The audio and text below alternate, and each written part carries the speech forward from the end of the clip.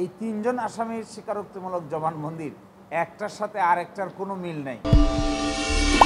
রমনা বটমূলের মামলার রায়ের দিন নির্ধারিত হয়েছে। আগে 467 বার সময় নিয়েছিল সরকার, তারপরে এটা চতুর্থ কোর্টে শুনানি হলো। শুনানি শেষে আজকে আদেশের জন্য ছিল, আজকে 8ই মে রায় ঘোষণার দিন নির্ধারণ করা হয়েছে। এখানে 14 জনকে সাজা দিয়েছিল, তার মধ্যে 8 জনকে মৃত্যুদণ্ড এবং 6 জনকে যাবজ্জীবন কারাদণ্ড। আমরা আশা করব অতীতে এই মামলা শুনানির সময় আমরা যেটা দেখেছি, শেষ পর্যন্ত এসে সকলেই একমত হতো যে এই মামলায় কোনো সাক্ষ্য প্রমাণ নেই, সাজা দিতে হবে, তাই সাজা দেওয়া হয়েছে। ফলে আমরা আশা করব যে আগামী 8 তারিখে মাননীয় হাইকোর্ট বিভাগ রায়ের জন্য নির্ধারণ করেছেন। সকলকেই, আমাদের আসামি যারা আছেন বিশেষ করে, তাদেরকে বেকসুর খালাস দেবেন, এটি আমাদের প্রত্যাশা থাকে। আমরা আর্গুমেন্টে বলেছিলাম যে এই মামলায় 3 জন আসামির স্বীকারোক্তিমূলক জবানবন্দি আছে। এই 3 জন আসামির স্বীকারোক্তিমূলক জবানবন্দির ভিত্তিতেই মূলত এখানে ফাঁসি দেওয়া হয়েছে 8 জনকে, আর 6 জনকে যাবজ্জীবন সাজা দেওয়া হবে। এই 3 জন আসামির স্বীকারোক্তিমূলক জবানবন্দির একটার সাথে আরেকটার কোনো মিল নেই। একজনে যে কথা বলছেন, আরেকজনে তার বিপরীত কথা বলছেন, আরেকজনে ভিন্ন স্টোরি বলছেন। ফলে এটা আমাদের বিবেচনায়, আইন অঙ্গনের অভিজ্ঞতার বিবেচনায়, এই মামলায় কাউকে সাজা দেওয়ার কোনো সুযোগ আছে বলে আমরা মনে করি না। এখানে সার্কামস্টেন্সিয়াল এভিডেন্স, অর্থাৎ পারিপার্শ্বিক কিছু এভিডেন্স নিয়ে আসার চেষ্টা করা হয়েছে। তার মধ্যে ছিল একটা গাড়ি, আর তার মধ্যে ছিল মোবাইল কল এবং একজন পুলিশ। ওই পুলিশকেও তদন্তকারী কর্মকর্তা খুঁজে পায় নাই, গাড়িও খুঁজে পায় নাই এবং মোবাইলও খুঁজে পায় নাই। ফলে কাকে কিভাবে কি উদ্দেশ্যে সাজা দিয়েছে নিম্ন আদালত, এইটা তিনিই ভালো জানেন আর আল্লাহই ভালো। যে কোনো একটা ঘটনা ঘটেছে, মানুষ ক্ষতিগ্রস্ত হয়েছে, সারা দুনিয়াতে এটা রিপোর্টেড হয়েছে, দেশে বিদেশে এটা চিত্রিত হয়েছে।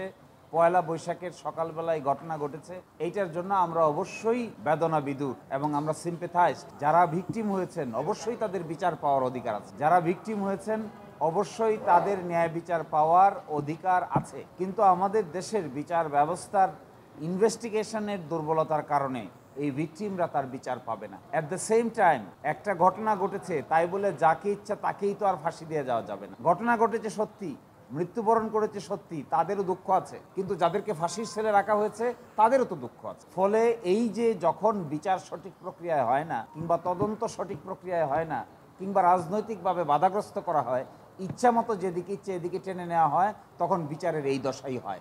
না ভিকটিম বিচার পায়, না যিনি থাকেন মৃত্যুর সেলে তিনি বিচার পান। ফলে আমাদের দেশের এই রাজনৈতিক বিবেচনায় মামলা পরিচালনা করা, আর রাজনৈতিক বিবেচনায় যখন ইচ্ছা তখন চার্জশিট দেওয়া, যাকে ইচ্ছা তাকে ফ্রেম করার চেষ্টা করা, আবার রাজনীতি চেঞ্জ হয়ে গেলে আরেক দলকে ফ্রেম করার চেষ্টা করা, এই যে এক সূক্ষ্ম কারচুপি এখানে থাকে, এখান থেকে যতদিন মুক্তি না হয়েছে ততদিন পর্যন্ত সত্যিকার অর্থে ন্যায় বিচার এস্টাবলিশ করা খুবই দুরূহ ব্যাপার।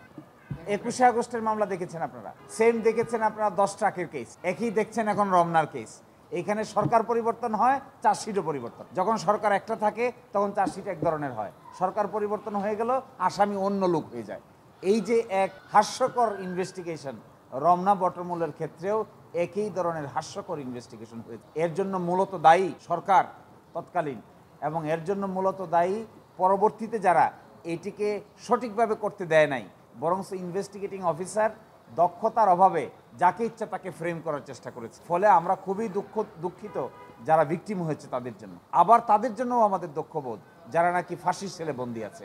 আশা করি 8ই মে সকলেই ন্যায় বিচার না পেলেও অন্তত ফাঁসির কাস্টে যারা ঝুলে আছেন তারা অন্তত মুক্তি পাবে। আপনি দেখবেন 21শে আগস্টে কিন্তু পুনঃতদন্তের কথা বা ফার্দার ইনভেস্টিগেশনের কথা আমাদের হাইকোর্ট ডিভিশন বলেছে, কিন্তু 21শে আগস্টের পুনঃতদন্ত করে এখন কি আর নতুন কোনো এভিডেন্স পাওয়া সম্ভব? Difficult job. রমনা বটমূলের ঘটনার এই 24 বছর পরে এখন কি নতুন করে এভিডেন্স কালেকশন করা সম্ভব? খুবই ডিফিকাল্ট ব্যাপার।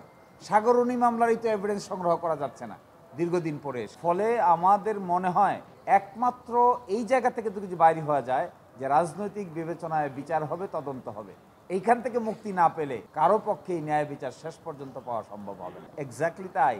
কারণ প্রথম মামলা যখন শুনানি হয়ে গেল, আদালতে কোর্টের পক্ষ থেকে মনোবাসনা প্রকাশ করা হলো যে এই মামলাতে কিছু নাই, কাকে সাজা দিব, কিভাবে সাজা দিব, তখন রাষ্ট্রপক্ষ থেকে বলা হলো যে এটা আমরা এখন আউট অফ লিস্ট করে ফেলি, মাননীয় প্রধান বিচারপতির দপ্তরে পাঠাই। সেখানে পাঠিয়েছেন, সেখান থেকে আরেকটা কোর্টে পাঠিয়েছেন, সেখানে এসে একই অবস্থা।